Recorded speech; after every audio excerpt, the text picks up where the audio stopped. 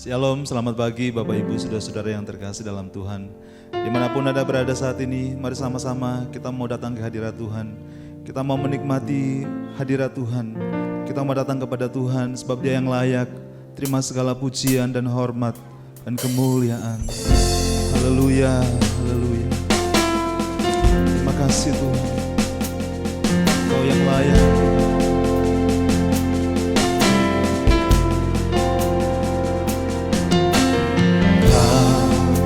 Pencipta hidupku,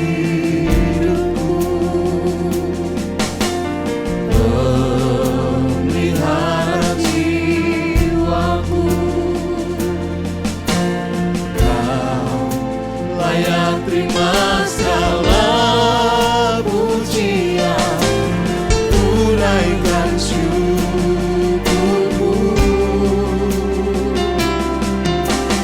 Kau pemilik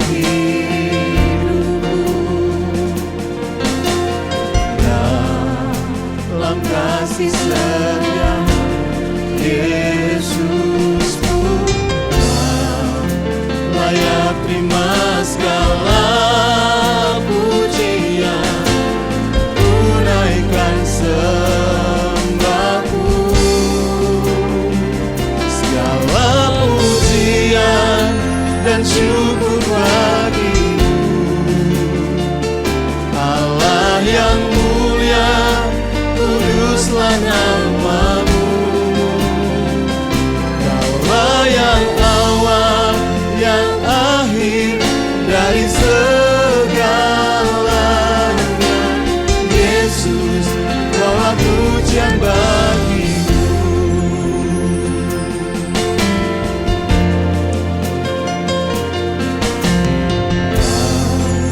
Kau pencipta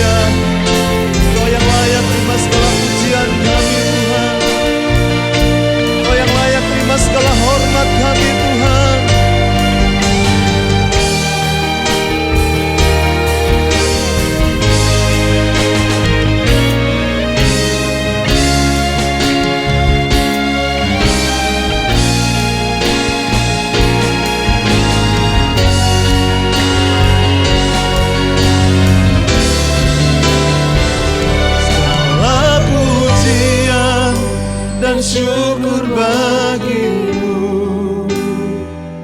Allah yang mulia, kuduslah namamu. Kaulah yang awal, yang akhir dari segalanya.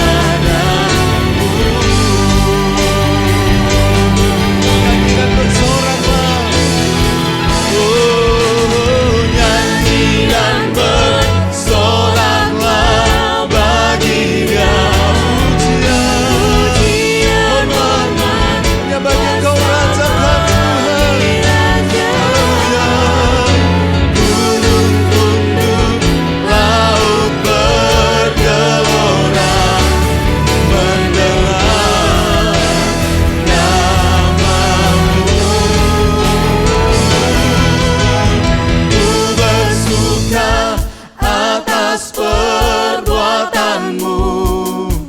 Selamanya ku kasihi Engkau Tuhan. Tiada janji seperti yang ada pada, tiada janji seperti yang ada pada, tiada janji seperti yang ada padamu.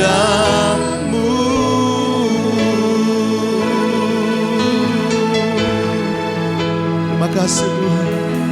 Haleluya, haleluya. Engkau dahsyat Tuhan, Engkau ajaib Tuhan. Janji-Mu begitu luar biasa dalam hidup kami Tuhan. Kami mengagumi Engkau Tuhan kami, Allah kami. Haleluya. Oh, kami muliakan Engkau Tuhan. Haleluya. Haleluya. Haleluya. Haleluya. Oh, tinggikan nama-Mu Tuhan.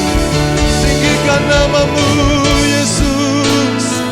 Allah yang mulia, Allah yang ajaib Tuhan.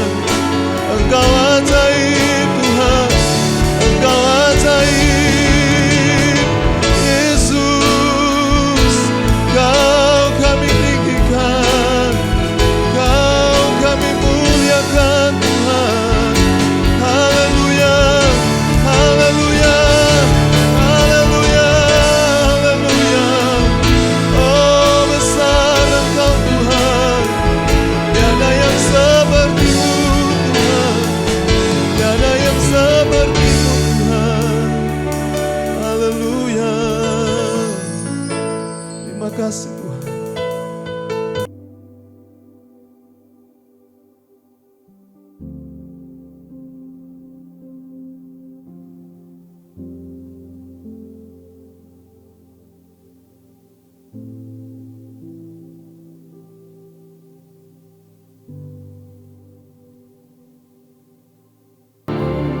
Engkaulah Yesus Tuhan Rajaku. Ku sembah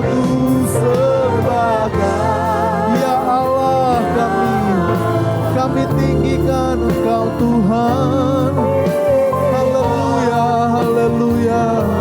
Selalu tiada luput tak bertemu menyembah Yesus.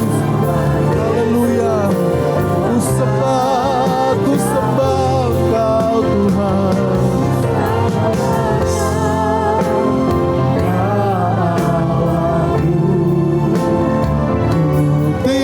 Tinggikan nama-Mu selalu. Semua lidah kan mengaku Engkaulah Yesus. Yesus Tuhan Rajaku. Engkaulah Yesus Tuhan Rajaku. Engkaulah Yesus Tuhan Rajaku.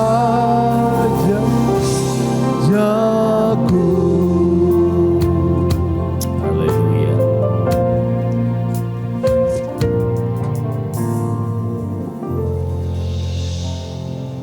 Bapa di surga, kami sungguh bersyukur sebab kami saat ini boleh memasuki minggu pertama dari tahun 2026 dan kami percaya ya Tuhan, semua karena kasih setia-Mu. Terima kasih banyak untuk semua berkat yang Tuhan telah nyatakan bagi kami sekalian ya Tuhan, sehingga kami tidak kekurangan sesuatu apapun. Kami dicukupkan di dalam Tuhan. Bapa, Kami percaya Engkau akan terus melanjutkan karya-Mu di dalam kehidupan kami. Sebabnya kami mau taruh hidup ini, hidup yang rapuh ini, ke dalam tangan Tuhan yang kuat dan perkasa.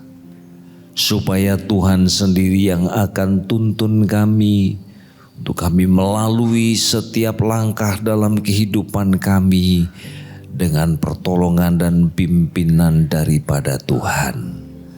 Bapa, mari sampaikan pesan-Mu buat kami ya Tuhan, supaya hidup kami ini semakin menyenangkan dan sekaligus berguna bagi kerajaan-Mu. Terima kasih Bapa, berkati pemberitaan firman-Mu pagi hari ini. Kami buka hati kami untuk Roh Kudus menolong kami. Terpujilah nama-Mu, demi nama Tuhan kami Yesus Kristus kami mengucap syukur, kami berdoa. Haleluya. Amin. Silakan duduk Bapak Ibu sekalian. Shalom. Si Tuhan. Iya, saya ingin menyampaikan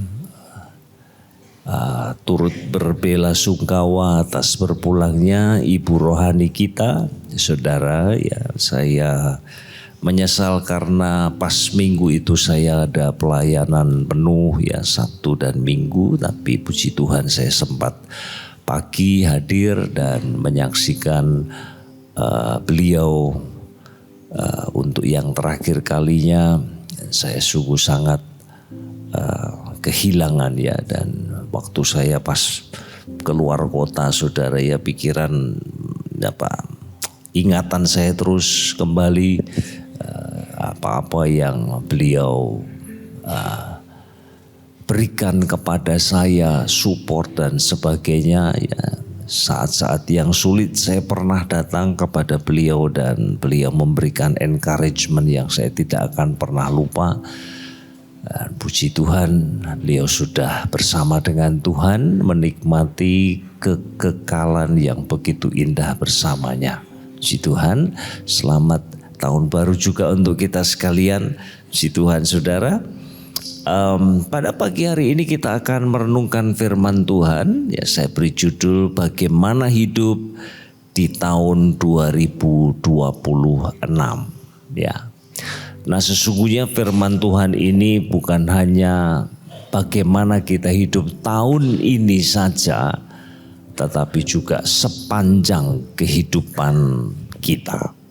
Saudara, mari kita akan belajar dari satu bagian firman Tuhan yang kita semua sangat akrab dan banyak di antara kita yang menghafalnya, dari kitab Amsal pasal yang ke-3 ayat yang ke-5 dan ayat yang ke-6.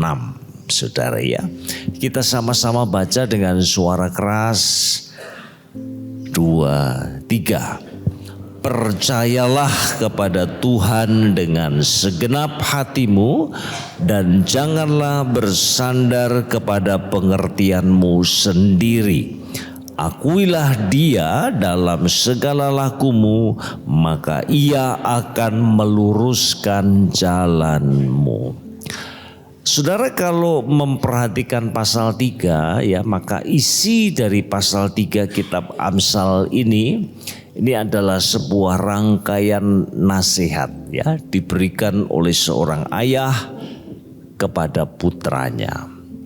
Intinya ayah ingin supaya putranya itu menjalani kehidupan dengan hikmat ya, dan ini sangat penting, sangat krusial, sangat mendasar dalam kehidupan ini. Kenapa?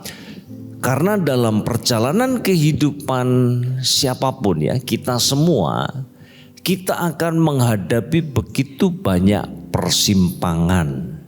Ya, kita harus memilih dengan siapa kita akan menikah, karir apa yang kita akan kejar, ya.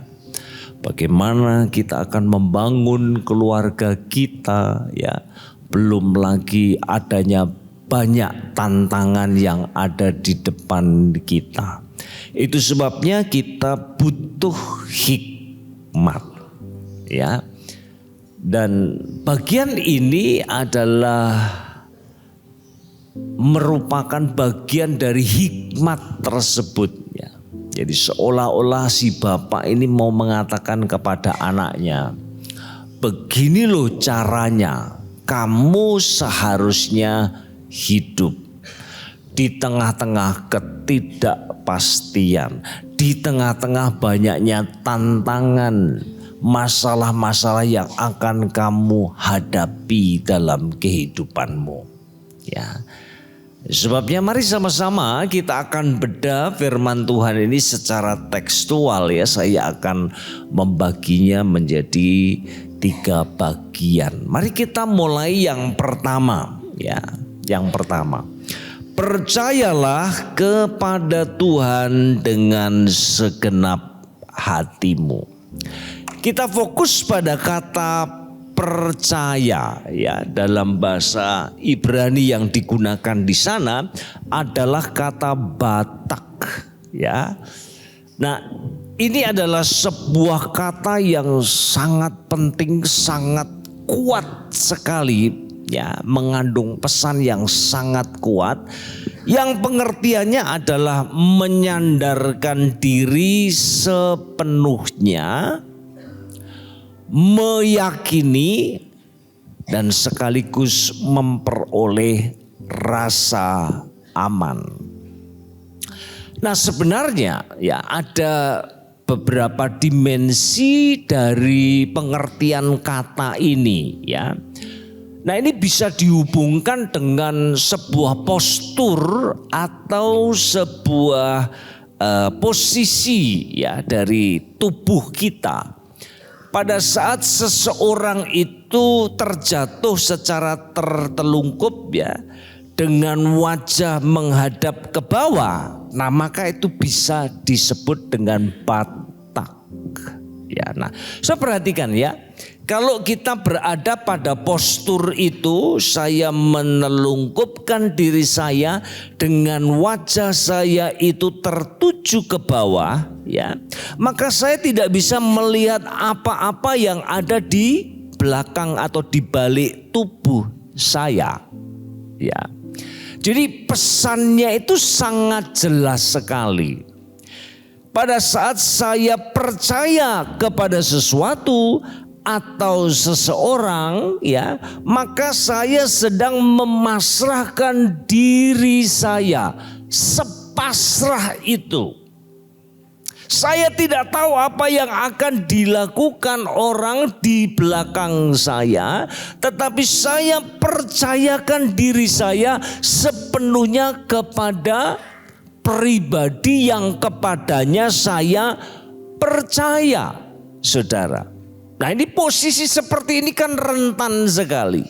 Bisa saja orang dari belakang itu melakukan sesuatu yang jahat kepada saya, menginjak saya, menikam saya, apa saja bisa dilakukan oleh siapapun yang ada di belakang saya, ya. Jadi pesannya itu sangat jelas bahwa saya mau menyerahkan kendali dari kehidupan saya kepada Allah sepenuhnya. Saya yakin saya menyandarkan hidup saya kepada Allah. Dan perhatikan di sini ada tambahan keterangan, ya. Percayalah kepada Tuhan dengan segenap hatimu. Artinya secara utuh. Bukan fragmentaris, bukan sepotong-potong, sepotong-sepotong, bukan sebagian dari hidup saya, tetapi seutuhnya saya serahkan kepada Tuhan. Allah yang akan pegang kendali atas hidup saya.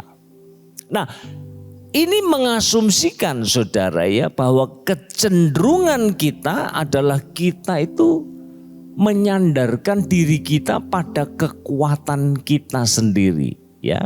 Itu kecenderungan seluruh umat manusia. Ya. Nah, padahal saudara ya, kalau kita melakukan itu, maka kemudian kita segera disadarkan bahwa ternyata ada hal-hal yang di luar jangkauan kita. Ada hal-hal yang kita tidak sanggup untuk kendalikan di dalam kehidupan kita.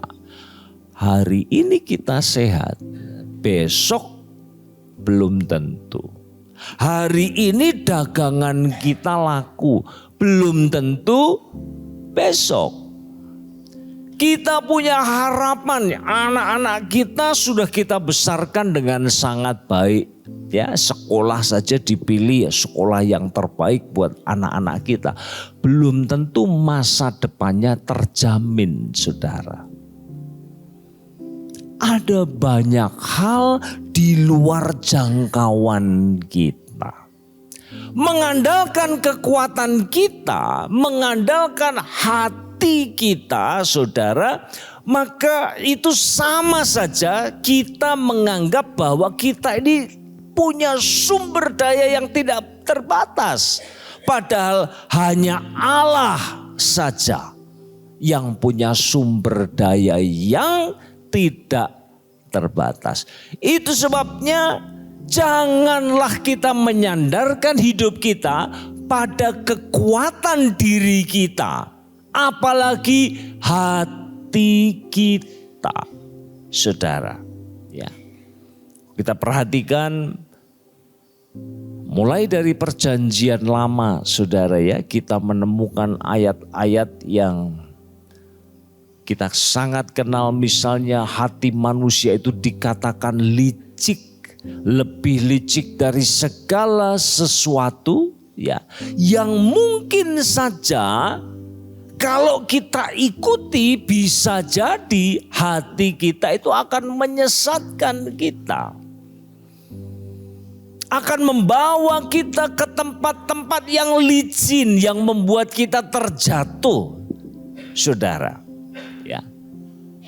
Apalagi kalau kita pindah ke perjanjian lama, hati manusia digambarkan sebagai sumber atau gudang dari segala sesuatu yang jahat. Itu sebabnya Tuhan Yesus katakan, bukan yang masuk yang menajiskan, tetapi apa yang keluar. Kenapa? Karena masalahnya di sini, saudara, di hati kita, di batin kita, yang cenderung akan menuntun kita kepada berbagai macam kejahatan. Nah, itu sebabnya, saudara, hati ini harus diserahkan kepada Allah. Saya suka sekali ada seorang penulis yang namanya John Bloom, saudara, yang mengatakan begini. Our hearts were never meant to be followed, but to be led. Hati kita, hati manusia itu tidak dimaksudkan untuk diikuti, tetapi untuk dipimpin, saudara. Hati kita nggak boleh jadi Tuhan, nggak boleh yang pegang kendali atas kehidupan kita. Kenapa? Karena hati manusia telah terkorupsi oleh dosa. Kapan lalu saya membaca satu personal blog ya di internet begitu, ada seorang ibu muda. Dia sudah menikah, dia punya 2 orang anak.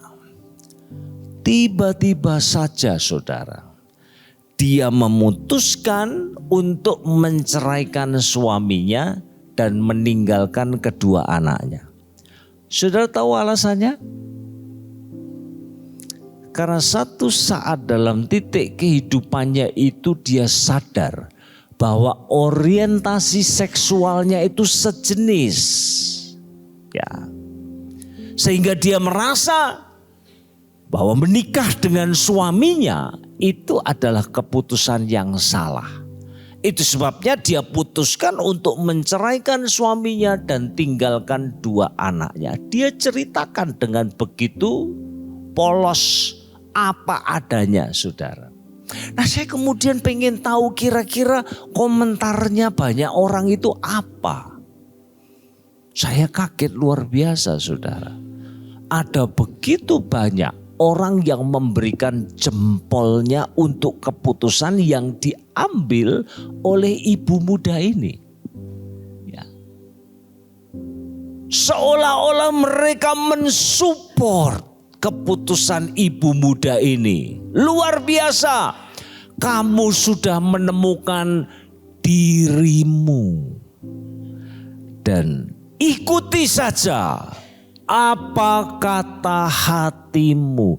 Saudara, ini rupanya menjadi sebuah dogma sekarang di dunia ini. Khususnya anak-anak muda didorong untuk mengikuti hatinya.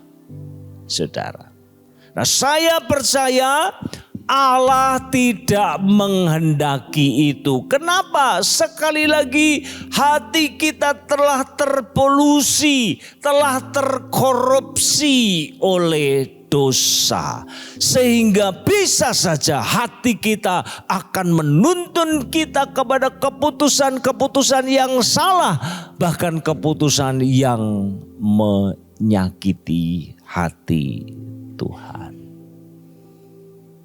Jadi kalau demikian, yang pertama nasihat firman Tuhan tahun 2026. Mari kita serahkan kendali atas hidup kita itu di tangannya Tuhan. Amin, saudara. Bukan kita yang pegang kendali, tetapi Allah. Kenapa? Karena Allah punya sumber daya yang tidak terbatas. Karena Allah melihat dalam kekekalan. Sementara kita, saudara, hanya sanggup melihat secuil dari kehidupan kita yang sekarang dan yang di sini. Dan saya percaya, saudara, ini dampaknya akan luar biasa. Ketika kita mau kendalikan hidup kita, saudara dan saya akan kelelahan. Sekali lagi ternyata kita tidak punya kapasitas untuk kendalikan hidup ini, saudara. Sebaliknya, kalau kita serahkan hidup ini sepenuhnya kepada Tuhan, saudara, maka disitulah akan lahir damai sejahtera.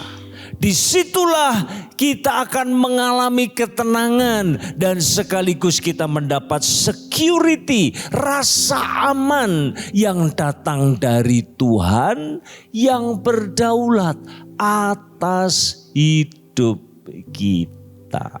Bisa katakan amin, saudara? Puji Tuhan. Mari. Ya, kalau selama ini barangkali saudara kita evaluasi hidup kita, ya kenapa sih kok hidup ini kok tambah stres ya.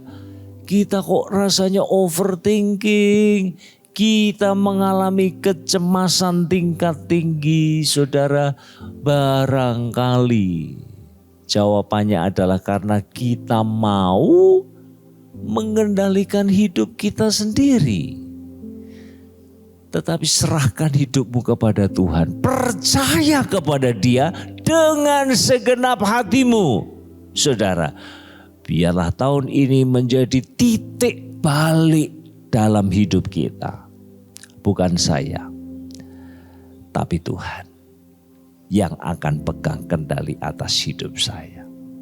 Puji Tuhan, saudara. Itu yang pertama. Yang kedua, janganlah bersandar kepada pengertianmu sendiri. Ya, mari kita melihat kata bersandar ya dalam Bahasa Ibrani kata yang digunakan adalah sya'an, ya, yang artinya mengandalkan sesuatu atau seseorang untuk mendapat pertolongan atau support, saudara.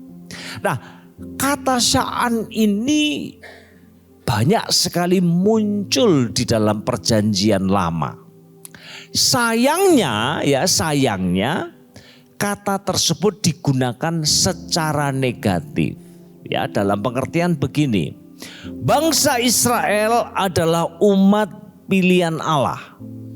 Oleh kasih karunia-Nya mereka dipanggil keluar dari Mesir dan kemudian diangkat menjadi umat pilihan Allah. Seharusnya, saudara ya, seharusnya mereka kemudian hidup menurut jalan-jalannya Tuhan.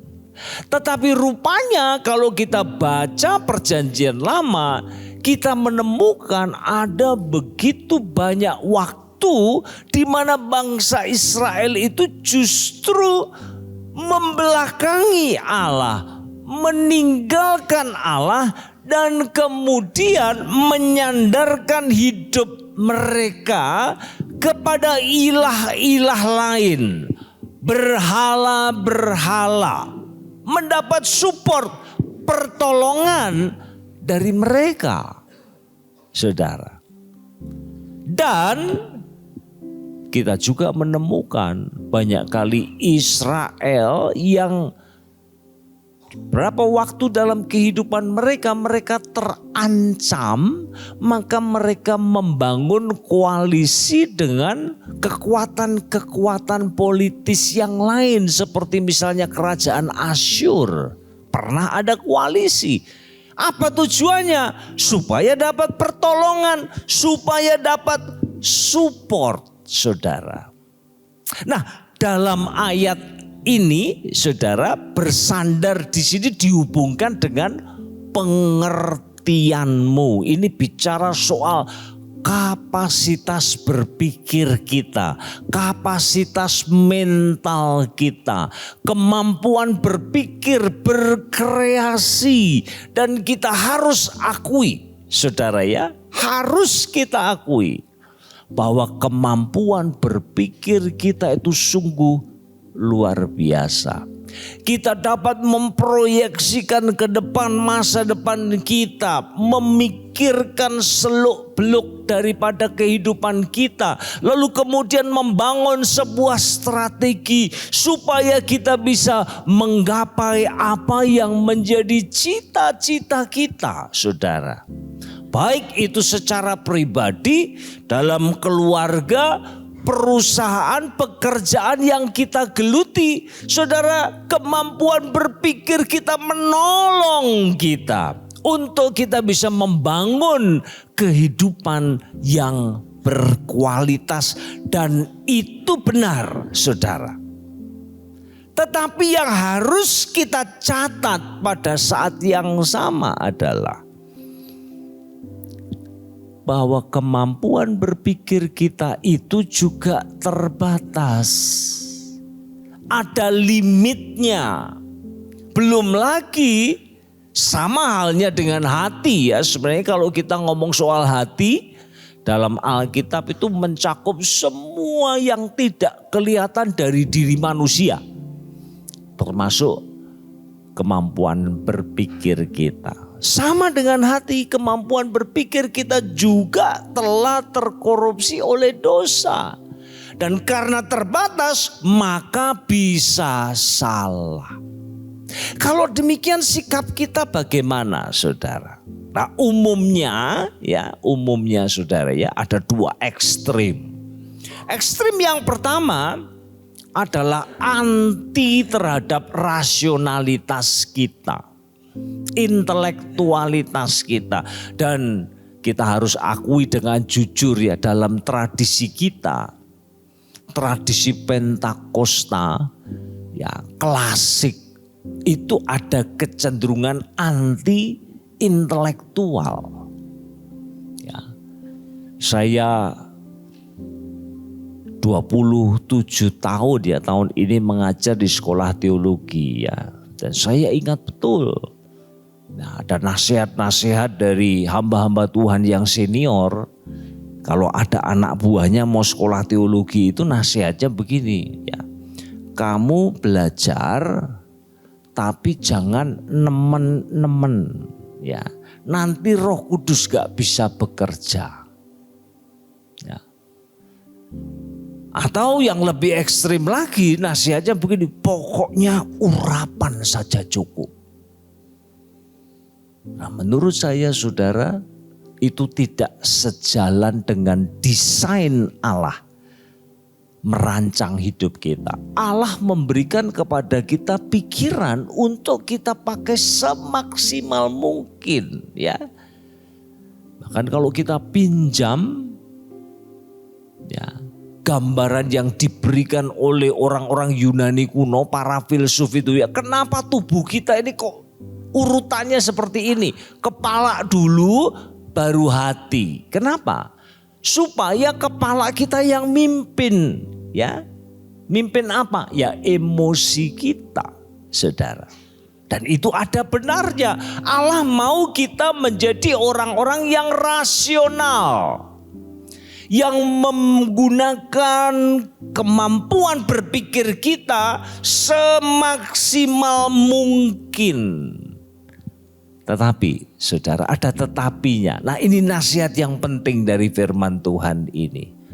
Kamu harus jadi orang yang rasional. Tetapi ingat jangan bersandar sepenuhnya kepada pikiranmu.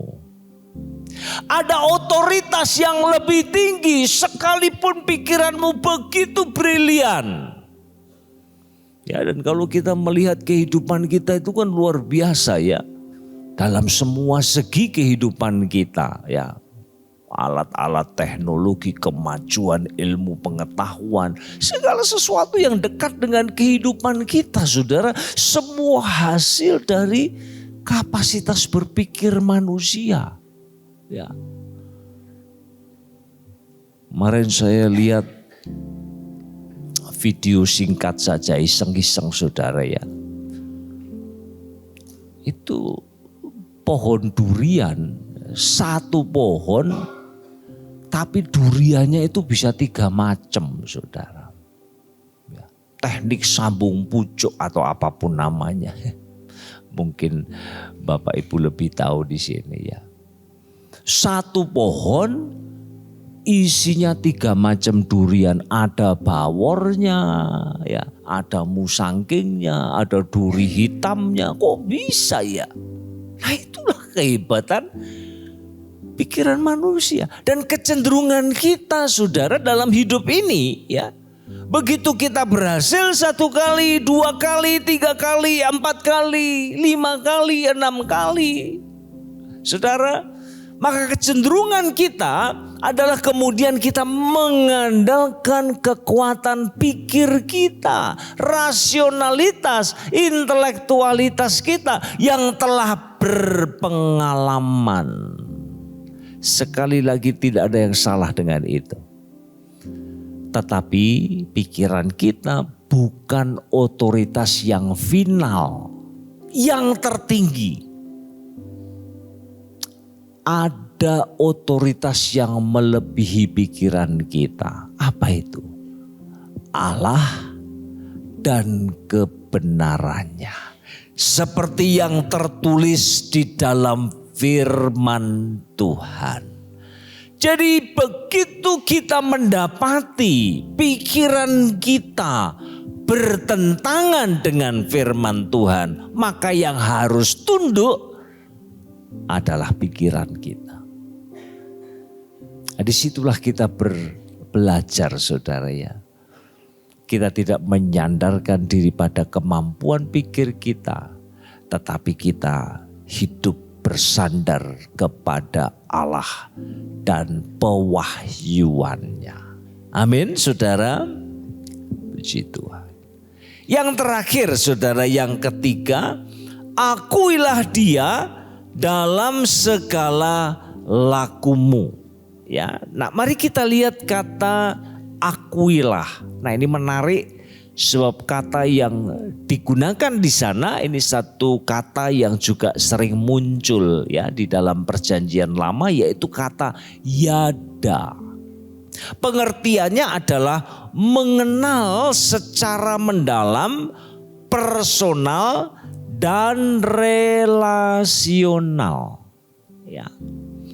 Nah, ini kata yang sekali lagi tidak boleh dipahami pada level permukaan saja ya. Artinya ya kita mengakui Tuhan dalam setiap langkah yang kita ambil dalam hidup kita, seolah-olah hanya nyebut nama Tuhan saja, enggak begitu saudara ya. Bahkan kalau kita lihat misalnya ya di ayat yang pertama pasal 4 dari kitab Kejadian ya, ketika dikatakan manusia itu bersetubuh dengan istrinya yaitu Hawa, lalu kemudian melahirkan Kain. Saudara, kata bersetubuh itu yang digunakan adalah kata yada ini. Ya, jadi hubungan yang intim, bahkan yang paling intim antara suami dan istri. Jadi ini pengenalan yang didasarkan pada pengalaman ya, pengalaman penyatuan diri ya dengan pribadi yang lain, saudara. Ya. Dan perhatikan di sini bahwa dikatakan akuilah dia dalam segala lakumu ya. Bahasa Inggris in all your ways, dalam setiap segi hidupmu, dalam setiap aspek hidupmu, dalam setiap dimensi dari kehidupanmu ya. Jadi dengan kata lain begini nasihat firman Tuhan ini saudara ya. Pengenalanmu akan Tuhan itu seharusnya termanifestasi ya dalam setiap segi kehidupan kita.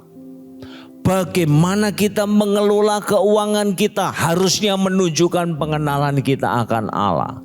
Bagaimana kita membelanjakan uang kita seharusnya menunjukkan pengenalan kita akan Allah. Bagaimana kita berbisnis, berusaha, berdagang seharusnya menunjukkan pengenalan kita akan Allah. Bagaimana yang muda-muda pada saat kamu berpacaran, pacaranmu juga menunjukkan pengenalanmu akan Allah. Saudara, ya. Berapa waktu lalu sempat rame itu ya. Ada 2 anak muda yang belum menikah tapi sudah tinggal satu atap, lalu kemudian yang perempuan dibunuh.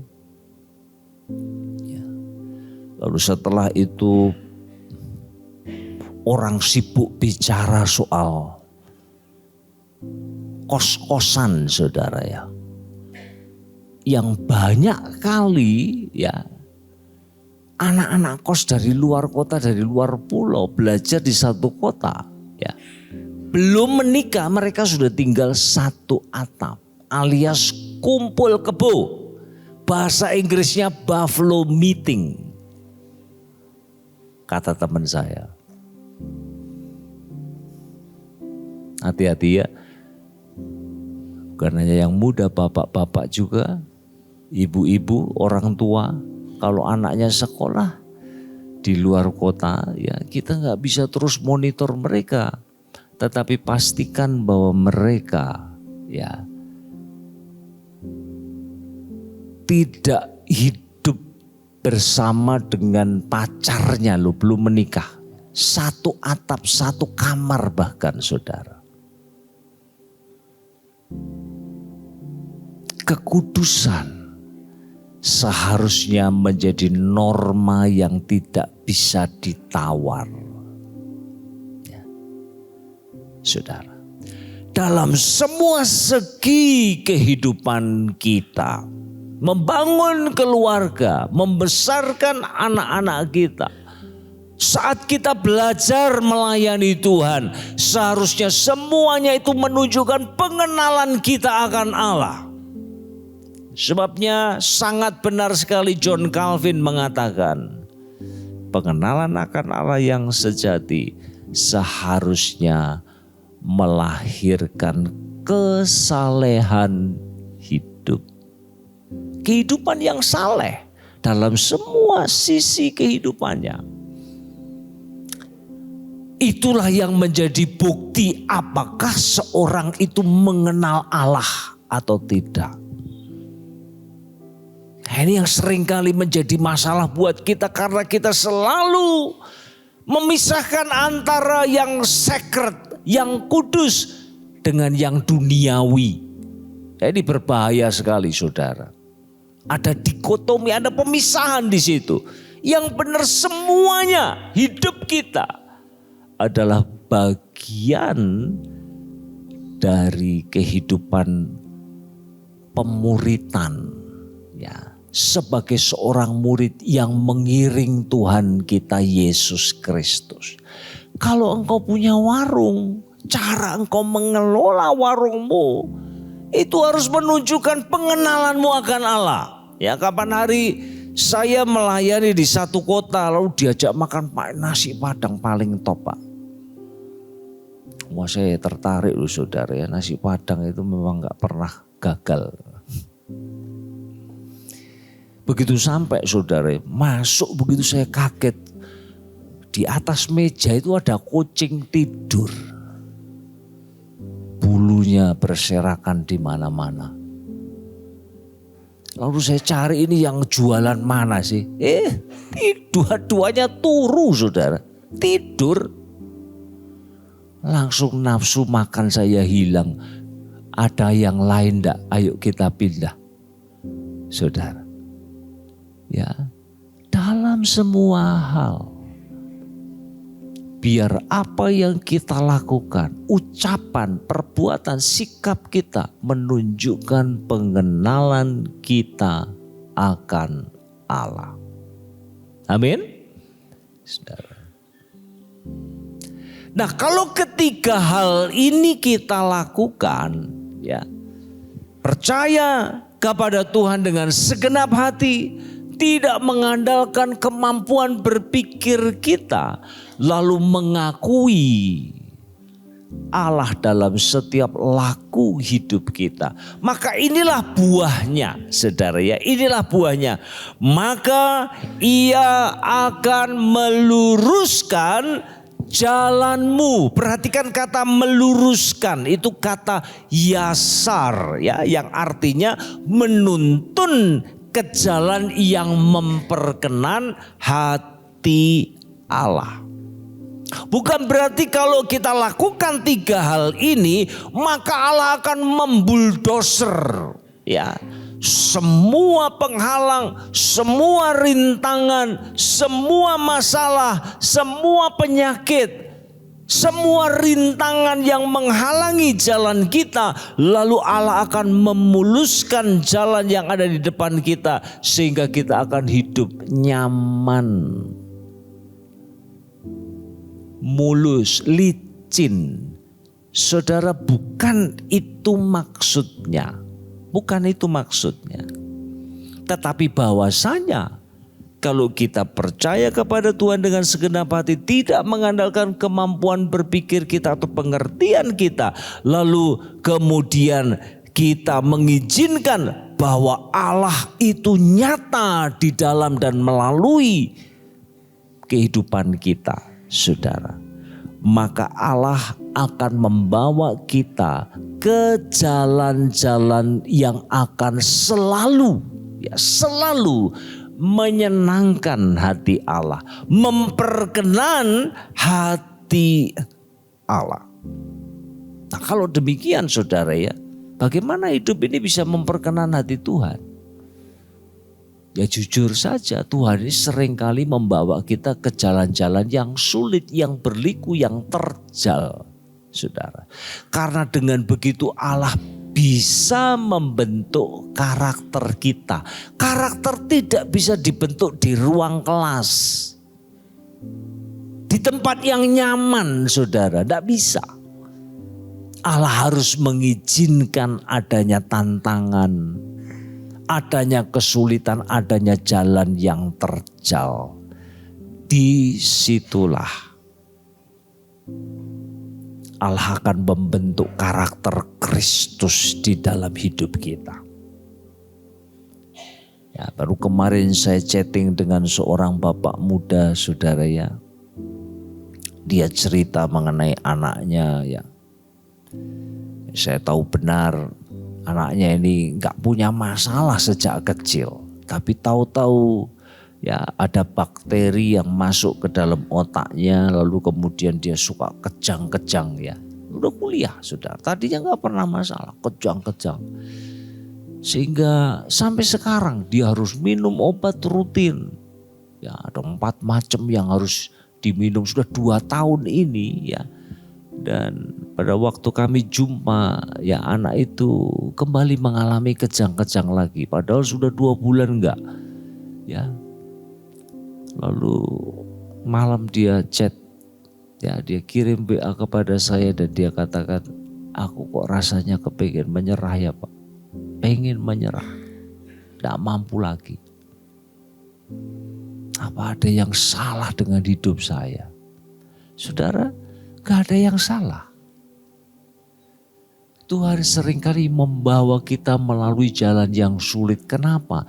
Karena disitulah saudara tangan Allah akan bisa dengan efektif membentuk kehidupan kita. Karakter Kristus akan nyata. Dan disitulah nama Tuhan dipermuliakan.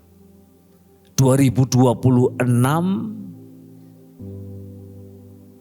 kita gak pernah tahu. Mungkin akan lebih sulit. Tetapi ingat ini. Kalau engkau percaya, kalau engkau tidak bersandar pada kekuatanmu, kalau engkau tidak, kalau engkau mengakui Dia dalam setiap laku, maka Tuhan akan membawa engkau di jalan yang benar. Jalan yang menyenangkan hati Tuhan. Puji Tuhan, kiranya Tuhan akan menolong kita, saudara. Kita akan sambut firman Tuhan, kita nyanyikan pujian Ajar Kami Tuhan menghitung hari-hari agar kami peroleh hati bijaksana. Nyanyikan pujian ini sambil kita rendahkan hati kita di hadapan Tuhan.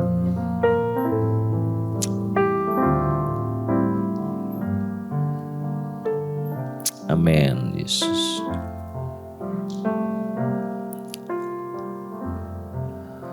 Ajar kami Tuhan menghitung hari-hari agar kami beroleh hati bijaksana. Ajar kami Bapa, ajar kami Bapa, hidup dalam jalan-Mu, agar semua rencana-Mu digenapi. Ajar kami Tuhan, ajar kami Tuhan menghitung hari-hari agar kami beroleh hati bijaksana.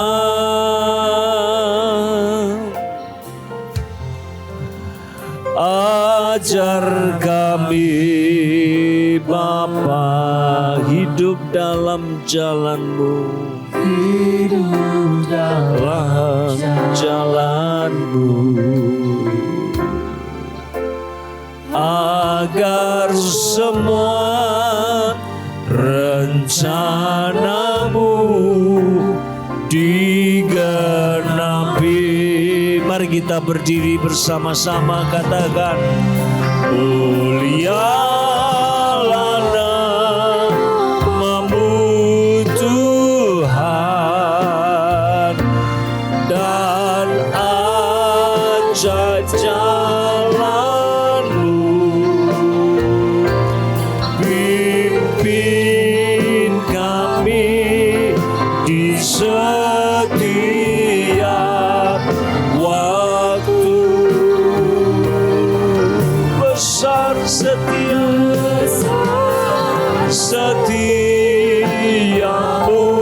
Tuhan, agunglah karya-Mu. Yesus, kami bersyukur padamu. Mulialah namamu. Mari kita angkat tangan kita. Mulialah namamu Tuhan, ajaib jalan-Mu, pimpin kami di setiap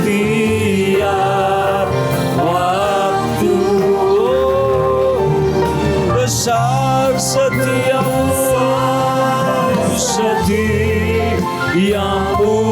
Tuhan, agunglah karya-Mu.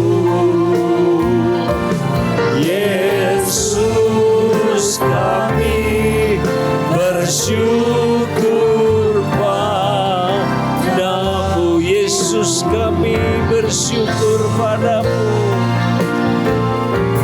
Yesus, kami bersyukur padamu. Sekali lagi, Yesus, kami bersyukur.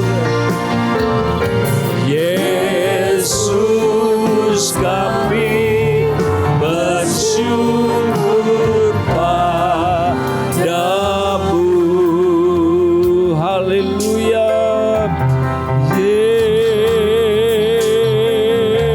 Yesus,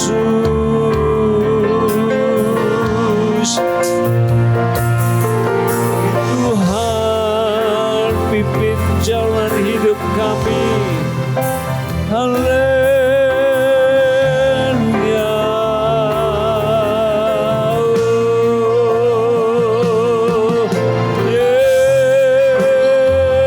Yesus,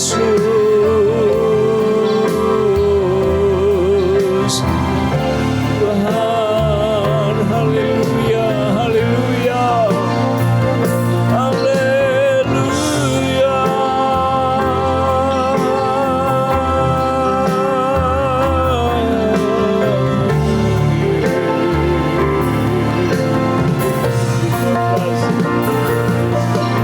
Inilah hidup kami Tuhan. Makasih Yesus.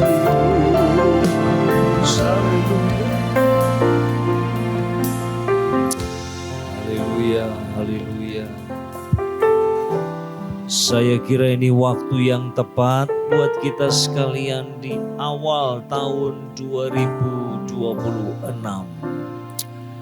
untuk kita pasrahkan hidup kita sepenuhnya kepada Dia. Kita terbatas, tapi Allah kita tidak terbatas. Mari saudara angkat sekali lagi kedua belah tanganmu. Bapa, inilah hidup kami. Kami lemah. Kami terbatas. Ada banyak hal yang di luar jangkauan kami. Itu sebabnya kami taruh kehidupan kami yang rapuh ini ke dalam tangan-Mu ya Tuhan. Sertai kami, lindungi kami, pelihara kami. Berkatilah hidup kami di sepanjang tahun ini. Pakai kami menjadi alat Tuhan, menjadi senjata-senjata kebenaran-Mu, memberkati dunia ini ya Tuhan.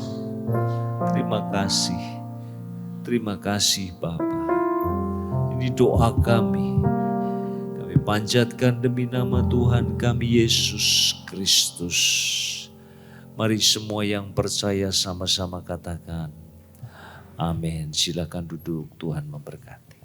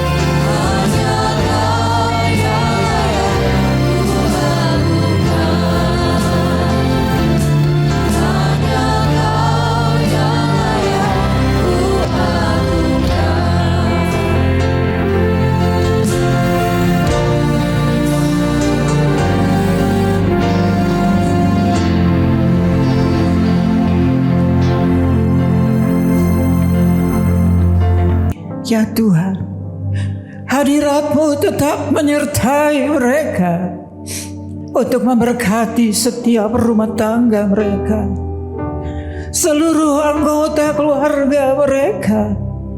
Berkatilah usaha dan mata pencaharian umat-Mu. Berkatilah roti dan air mereka. Berkatilah umat-Mu ini dengan kekuatan dan kesehatan. Sesungguhnya Dikau sangat mengasihi umat-Mu. Seluruh umat-Mu ini ada di dalam telapak tangan-Mu, dan tak seorang pun dapat merampas mereka, domba-domba-Mu ini, dari dalam tangan-Mu. Hamba-Mu berdoa, bawalah seluruh sidang jemaat-Mu ini semakin hari semakin dekat kepadamu, semakin mengasihi Engkau ya Tuhan, sehingga mereka boleh tiba di puncak bukit kesucian-Mu dan memandang wajah-Mu yang indah. Kini sidang jemaat yang dikasihi Tuhan, Allah yang kekal adalah naungan-Mu, dan lengannya yang abadi menopang Engkau. Tuhan memberkati Engkau dan melindungi Engkau. Tuhan menyinari Engkau dengan wajah-Nya, serta memberikan Engkau kasih karunia.